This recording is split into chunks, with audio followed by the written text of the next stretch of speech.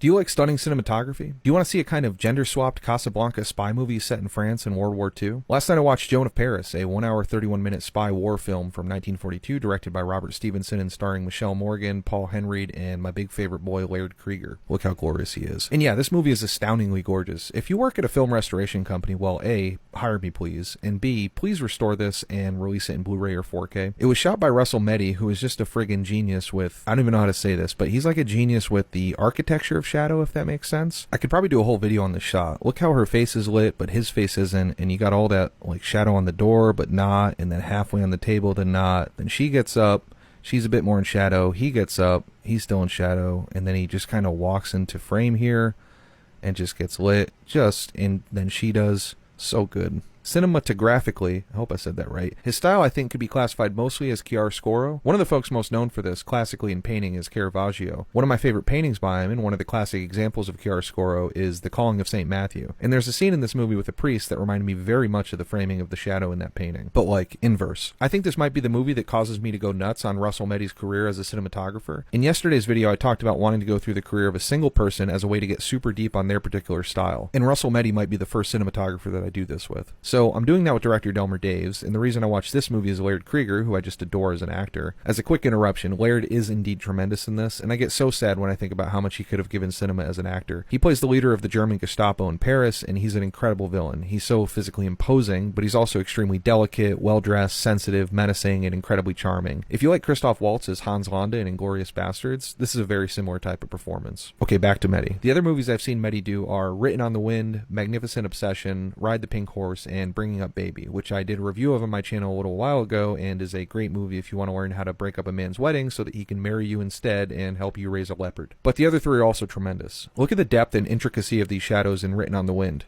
Jeez. And look at it in Magnificent Obsession. Wow. And in Ride the Pink Horse, look at the way he shoots this effigy. Horrific. But yeah, back to this movie. Chiaroscuro is a fine way to describe his style, but there's also something almost incredibly modern about the way he shoots this. Like, to me, the way he works with shadows in this movie is almost cubist in a way, like this type of stuff by Picasso, but also Margaret Ness, who's a more modern painter that I really like. I have no idea what style of art this is. If you do, please let me know in the comments. I love learning about art. And so yeah, I love this movie. It was a lot better than I was expecting it to be since I didn't recognize the director, but I looked him up later and he did Mary Poppins, which is also shot incredibly. The next thing I'll watch that he did is probably going to be the 1943 Jane Eyre, which I didn't know he directed, and has been on my list because I love gothic stuff, and it has Orson Welles in it. How can you go wrong? Can you explain art to me? Do you have any favorite Russell Meddy movies? Let me know in the comments. Thanks for watching. Please like and follow.